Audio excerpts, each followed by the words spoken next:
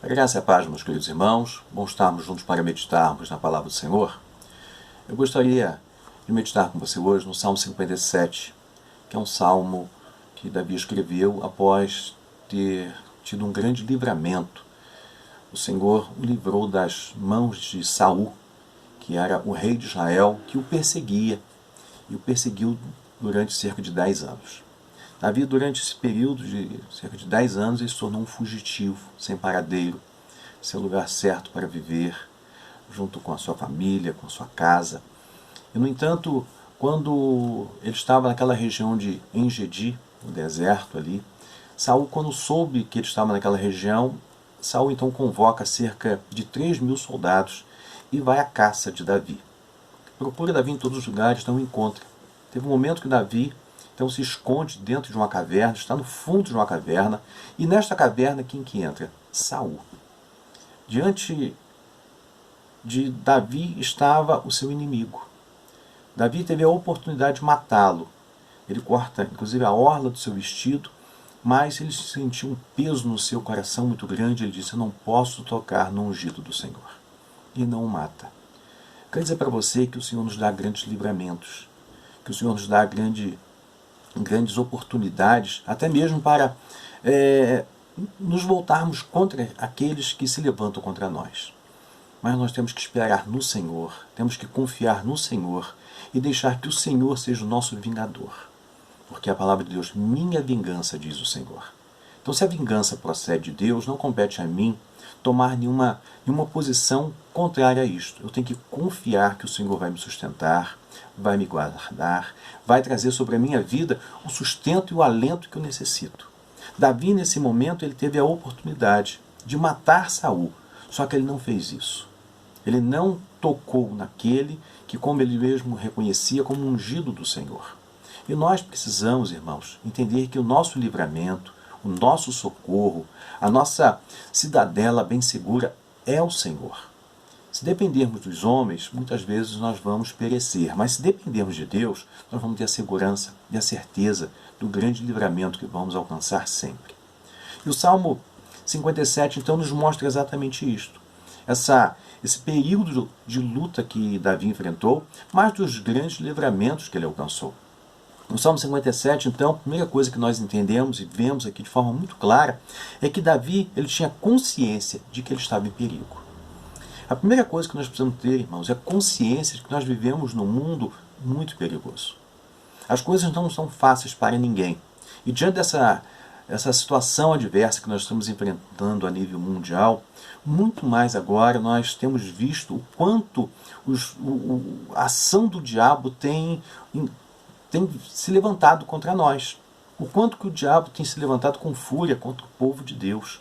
E nós precisamos estar atentos. Nós estamos em perigo. Nós estamos passando por grandes crises, por grandes dificuldades. Nós temos visto diante de nós coisas terríveis. E existem pessoas que não se dão conta disto. Olha só como é que Davi descreve o seu inimigo. No verso 4, ele diz assim: a minha alma está entre leões e eu estou entre aqueles que estão abrasados, filhos dos homens cujos dentes são lanças e flechas e a sua língua espada afiada. Ele mostra aqui que o inimigo que se levanta contra ele tem uma língua afiada como uma espada, tem os seus dentes como lanças e flechas. São pessoas que têm uma fúria, um ódio muito grande. Então ele depende da segurança de Deus para se livrar desse inimigo que é feroz, desse inimigo que é potente, desse inimigo que tem uma fúria incontrolável. Então, mas só que Davi faz o que? Ele confia que o Senhor vai livrá-lo. Tanto que no verso 6 ele diz assim: armaram uma rede aos meus passos, a minha alma está abatida. Cavaram uma cova diante de mim, porém eles mesmos caíram no meio dela. Aqui, Davi diz: a minha alma está abatida. Quem é que não fica abatido diante da fúria do inimigo, da perseguição, da angústia? Quem é que não fica angustiado, com o coração muitas vezes entristecido, com o coração abatido, com a alma abatida, diante de tanta perseguição, muitas vezes de tanta calúnia, de tanta inveja? A paz de espírito que o Senhor nos dá, muitas vezes ele é abalada mediante a ação de Satanás contra nossas vidas. Davi ele tinha consciência de que ele estava em perigo. Davi tinha consciência de que Saul não era simplesmente um homem qualquer, mas um inimigo feroz que queria eliminá-lo de qualquer forma. Tanto que a história nos mostra que um dia Davi estava tocando sua harpa na presença de Saul e o espírito maligno entra em Saul e ele pega então uma lança e tenta matar Davi. Davi tinha consciência de que estava sendo perseguido por um homem endemoniado, por um homem possesso, um homem tomado de inveja, tomado de ira, tomado de grande ódio. Ali a luta de Davi não era simplesmente contra um homem, mas contra uma potestade, contra o próprio diabo. E nós precisamos ter consciência, irmãos, que nós estamos em guerra espiritual. Nós estamos numa batalha. A igreja ela sempre foi perseguida. Se nós observarmos a história da igreja, sempre veremos a perseguição da igreja. Os profetas no Antigo Testamento foram perseguidos. O Senhor Jesus, quando ele nasce, logo com 2 anos de vida, ele foi perseguido. Tanto que José, juntamente com Maria, tiveram que fugir para o Egito para preservar a vida de Jesus ainda criança.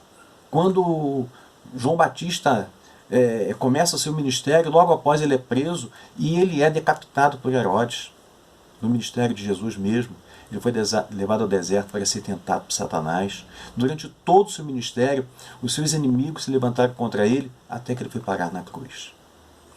Nós encontramos a igreja no capítulo 7 sendo perseguida, Estevão sendo assassinado. No capítulo 8, a igreja sendo perseguida. No capítulo 9, Saulo de Tarso perseguindo a igreja. No capítulo 12, Tiago, o apóstolo, sendo decapitado. Nós encontramos a igreja o tempo todo sendo perseguida. E no decorrer da história, a igreja sempre foi perseguida e está sendo perseguida nos dias de hoje. Se você é um homem fiel, se você é uma mulher fiel, se você é uma pessoa fiel a Deus, a Bíblia nos fala que aquele que quiser viver piedosamente sofrerá perseguições. Lá em 2ª carta de Paulo a Timóteo, capítulo 3, no verso 12, ele deixa isso bem claro. Então nós temos que entender, irmãos, que a perseguição ela é real. Nós temos o inimigo que se levanta contra nós. Só que a nossa luta, entenda uma coisa, ela não é contra carne e sangue, mas é contra principados e potestades. Nós temos um inimigo comum que se chama Satanás. Por isso que lá em Efésios, capítulo 6, o apóstolo Paulo diz que nós temos que estar revestidos de toda a armadura de Deus, para enfrentarmos e vencermos o dia mau. Por isso nós temos que estar revestidos de toda a armadura, não de partes da armadura. Nós temos que ter o capacete da salvação, espada do Espírito, o escudo da fé, couraça da justiça, calçar nossos pés com o evangelho da paz, cingir-nos com a verdade. Ou seja, nós temos que estar tudo bem equipados para lutar, para a batalha, porque nós estamos em guerra.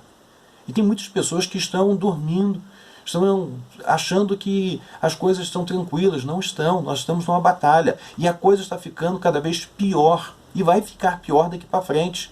Hoje, nós somos chamados de fundamentalistas. Nós temos visto hoje a igreja sendo perseguida porque nós temos um posicionamento correto diante de Deus. Isso está inquietando o diabo. Isso está inquietando cada vez mais as pessoas que são instrumentos de Satanás e que estão se levantando contra a igreja do Senhor. Então nós não podemos simplesmente achar que as coisas vão ficar tranquilas daqui para frente. Vão ficar pior. Por isso que o dia mau, ele pode ser um dia, pode ser uma semana, pode ser um ano, pode ser 10 anos, como o caso de Davi aqui, tendo que se esconder o tempo todo, fugir o tempo todo de Saul. Então a perseguição é real, a batalha é real. A história de Saul perseguindo Davi é um fato de que homens e mulheres tomadas pela ação do diabo perseguem pessoas e tentam matar pessoas. Saul foi o instrumento do diabo perseguindo Davi. Davi, pela misericórdia e graça de Deus, foi livre da mão do diabo. Mas ele tinha consciência que ele estava em luta. Ele tinha consciência que ele estava sendo perseguido.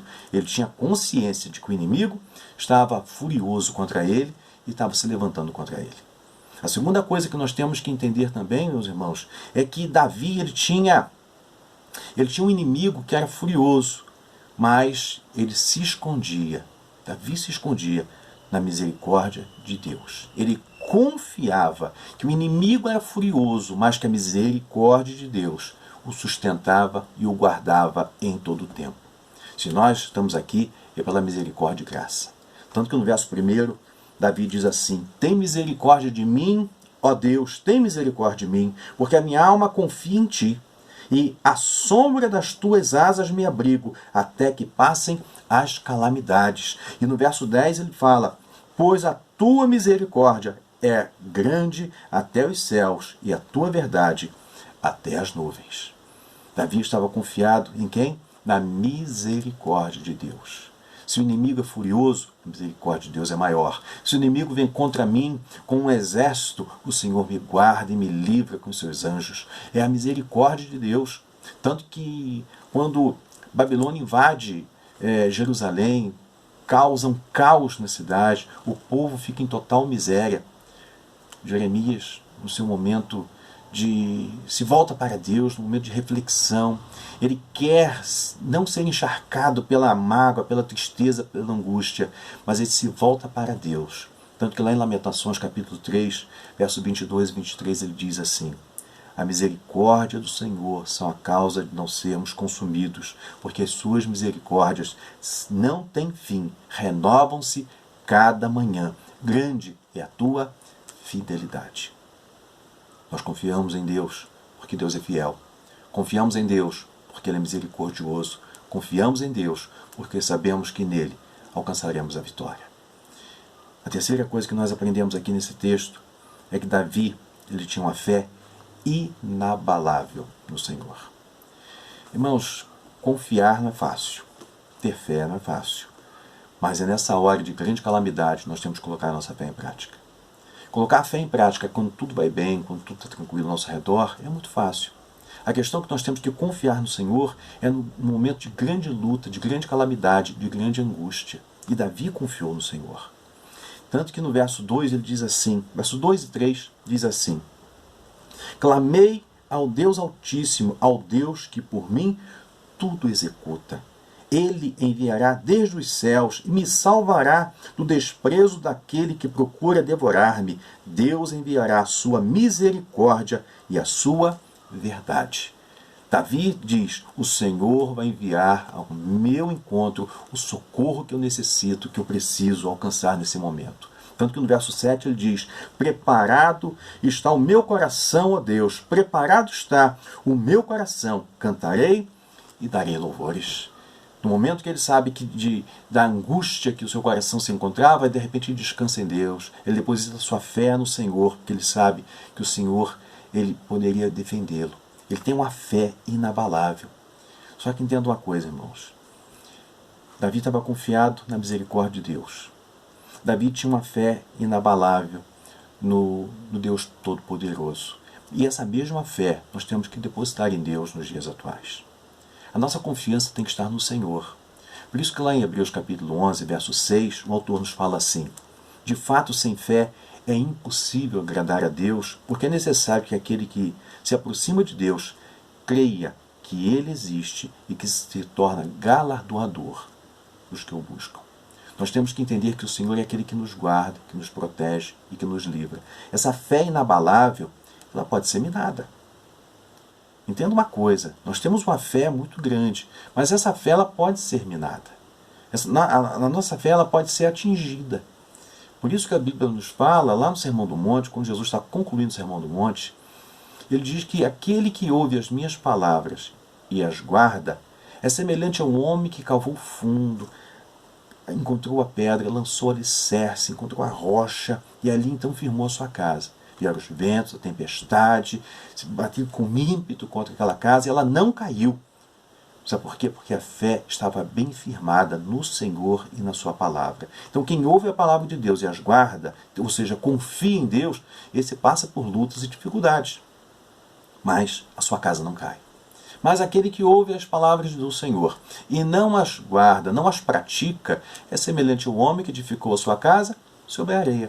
O vento vem, a chuva vai bater também, só que vai ser grande a sua ruína. Então nós, como crentes em Jesus, nós temos que entender que nós temos que estar bem firmados. Porque vai haver momentos, irmãos, que a nossa fé, Satanás ele vai tentar minar a nossa fé. A W. Tozer, ele nos dá pelo menos algumas diretrizes de como Satanás ele tenta minar a nossa fé. A primeira coisa que ele diz aqui, ele nos mostra que através de um conceito errôneo em relação à pessoa de Deus, nós teremos a nossa fé minada. Ou seja, no momento que eu tenho uma teologia fraca, uma teologia distorcida, uma visão diferenciada de Deus, que ele, da forma como ele não se revela na palavra, mas um Deus que eu acho que se revela, ou seja, eu não tenho uma fé bem firmada, porque a minha teologia é fraca, eu vou ter uma visão também distorcida de Deus e automaticamente eu vou andar na contramão da vontade de Deus. Eu serei atingido. Então a nossa fé tem que estar muito bem firmada. E uma boa teologia é que nos mostra como o Senhor se revela nas Escrituras Sagradas. A segunda coisa que faz com que a nossa fé ele fique minada é através de um conceito errado de nós mesmos. Ou seja, se eu tenho uma visão distorcida de Deus que se revela nas Escrituras, eu vou ter uma visão também distorcida de mim mesmo, de como eu sou, de como, na verdade, o meu coração é. E muitas pessoas estão assim.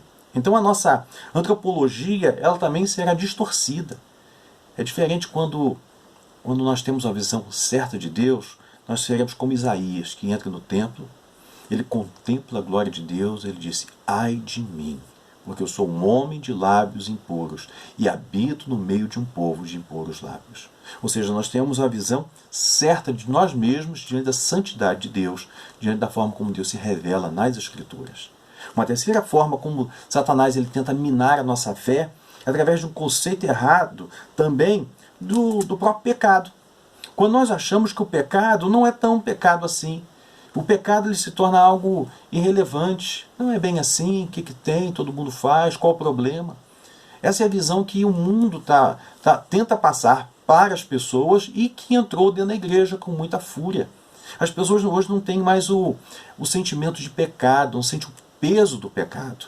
As pessoas, muitos vão à igreja não para ouvir algo a respeito do pecado. Aliás, tem muitos pastores que não falam mais de pecado, evitam falar de pecado porque constrange, magoa, entristece. Aí, que mensagem tem sido pregada então? Mensagem de autoajuda, mensagem que traz um alento para o coração da pessoa, mas que não mostra a verdadeira carranca que é o pecado, quanto o Senhor odeia o pecado? Esse que é o grande problema. E as pessoas estão dentro da igreja, mas não têm a visão correta nem de Deus, nem de si mesmo, e muito menos do pecado, o quanto ele é abominável. Por isso que nós temos que tomar muito cuidado com que tipo de mensagem que nós temos ouvido. Uma quarta coisa que a W. Tozer fala também, que é muito perigosa, que tem minado a nossa fé, é um conceito errado do próprio Jesus. As pessoas não entenderam que quando Jesus foi até a cruz e pagou um alto preço por nós, ele estava levando sobre si os nossos pecados, as nossas mazelas. O sacrifício que nos traz a paz estava sobre ele, e pelas suas pisaduras nós fomos sarados. Nós estávamos cheios de chagas. O pecado nos afasta de Deus. Então o sacrifício de Jesus na cruz não foi para que eu tenha uma vida tranquila na presença de Deus. Foi para que o meu pecado fosse sanado, fosse aniquilado, no sentido dele levar sobre si o meu pecado, o seu pecado. O pecado é algo grave, o pecado é algo terrível. E quando nós vemos o sacrifício de Jesus na cruz, nós temos que entender o quanto Deus nos amou, o quanto o Senhor, mediante esse grande amor, deu o seu próprio Filho para que por nós morresse na cruz.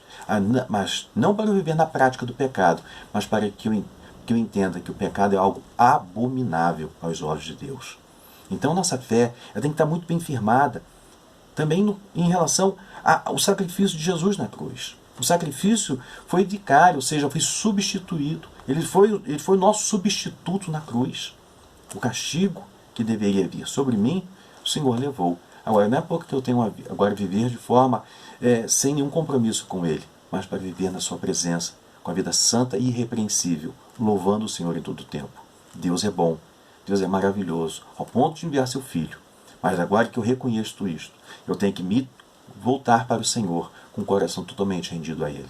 Então minha fé, ela pode ser minada no momento que eu me afasto de Deus, eu tenho uma visão distorcida de Deus e principalmente do sacrifício de Jesus na cruz. Por isso nós temos que tomar cuidado.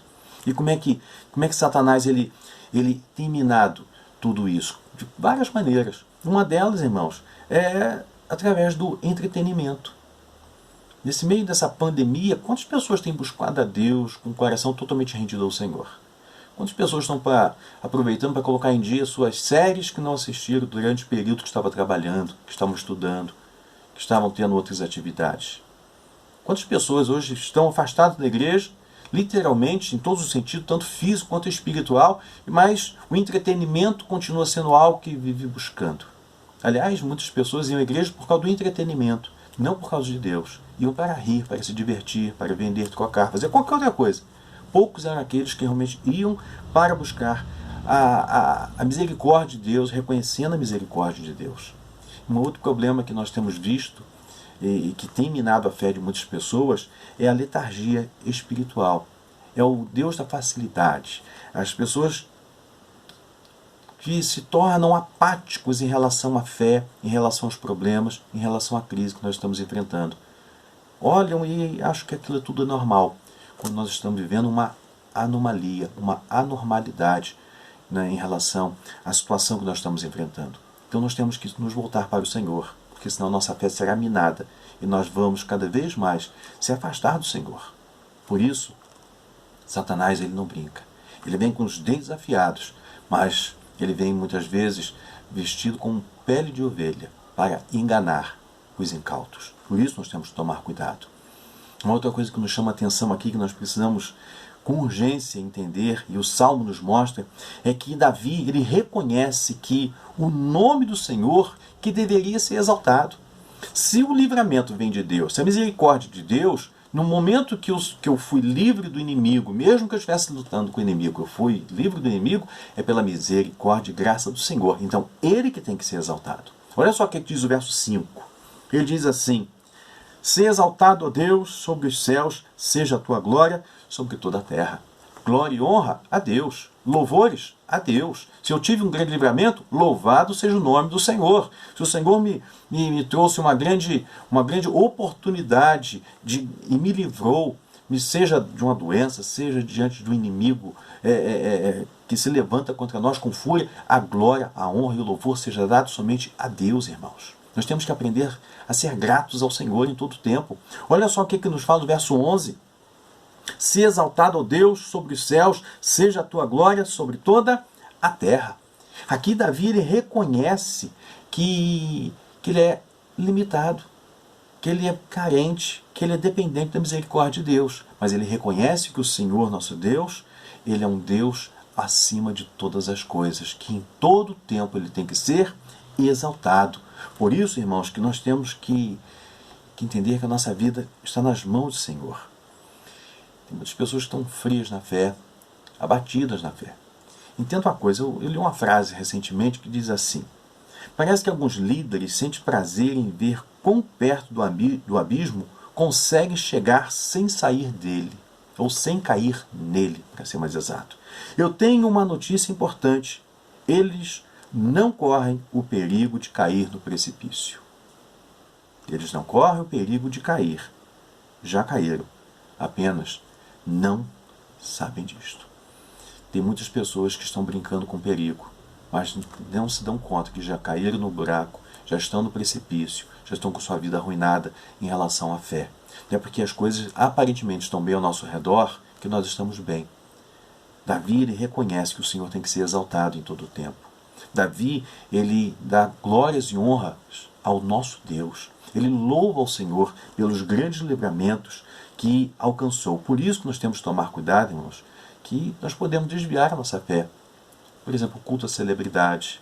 Quantas pessoas estão indo para a igreja por causa do ministério de louvor, por causa do pregador, por causa de quem vai se apresentar, menos por causa de Deus. E nós temos que ter compromisso com Deus, exaltar ao Senhor em todo o tempo. E em quinto e último lugar, Davi, ele quer louvar o Senhor desde a alva e fazer reconhecido o seu nome em toda a terra. Olha só o que diz o verso 8 e o verso 9. "Desperta, glória minha, despertai saltério e harpa. Eu mesmo despertarei ao romper da alva. Louvar-te-ei, Senhor, entre os povos. Eu te cantarei entre as nações.